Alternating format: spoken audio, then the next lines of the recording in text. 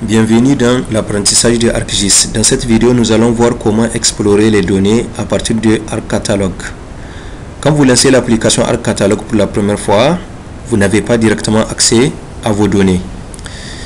Donc, pour pouvoir accéder aux données, il faut créer ce qu'on appelle une connexion au dossier contenant ces données. Nous avons nos données de formation qui sont dans ces dossiers appelés formation SIG, qui est placé directement dans les disques C afin de faciliter l'accès. Quand nous ouvrons ces dossiers, nous allons trouver trois sous-dossiers. Un qui s'appelle données SHP, qui contient les shapefiles sur les découpages administratifs du Niger ainsi que les réseaux routiers.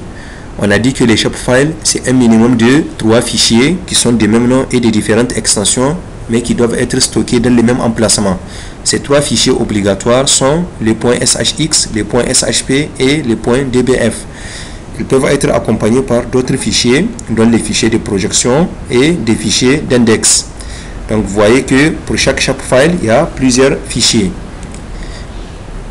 Le deuxième dossier, sous-dossier, donc s'appelle TIN. Voilà ce qu'il contient. Le troisième dossier contient les données shapefile de la région des Anders. Nous avons aussi une carte au format PDF et un fichier Excel. Nous avons un document ArcMap, une image raster, une géodatabase personnelle niger.mdb et un fichier de couche. Pour pouvoir accéder au contenu de ces dossiers à partir de ArcCatalog, nous allons créer une connexion.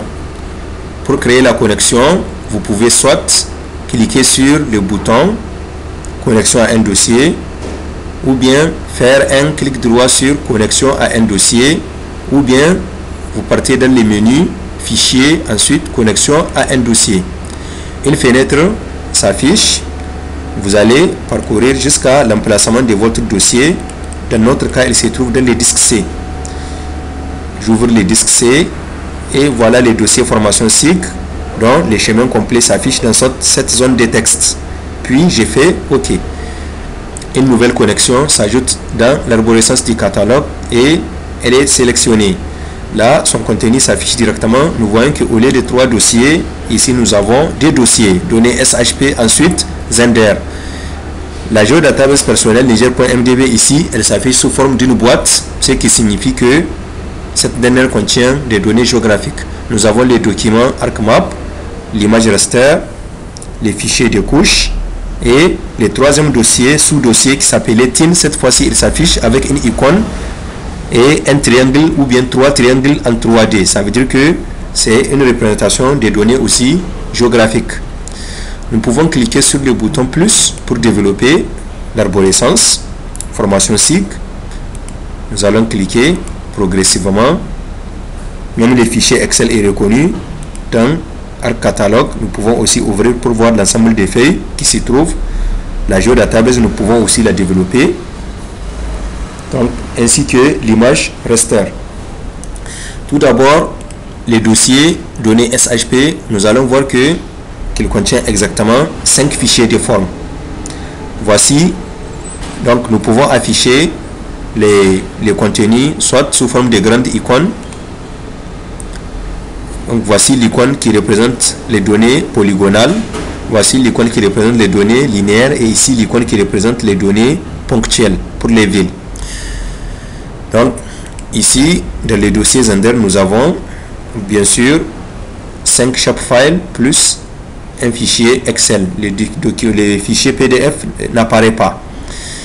Nous avons ici la géodatabase personnelle qui contient 3 jeux de classes d'entités, découpage administratif, hydrographie, transport. Nous avons une classe d'entité qui s'appelle Afrique, un jeu de données raster, une autre classe d'entité qui s'appelle limite Niger et un autre jeu de données raster. Ici, la forme tabulaire montre que c'est une source de données raster.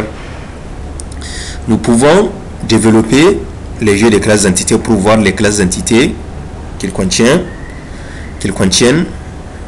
respectivement. Donc pour les jeux de classes d'entités, découpage administratif, on voit qu'il y a les communes, les départements, les régions et les villes.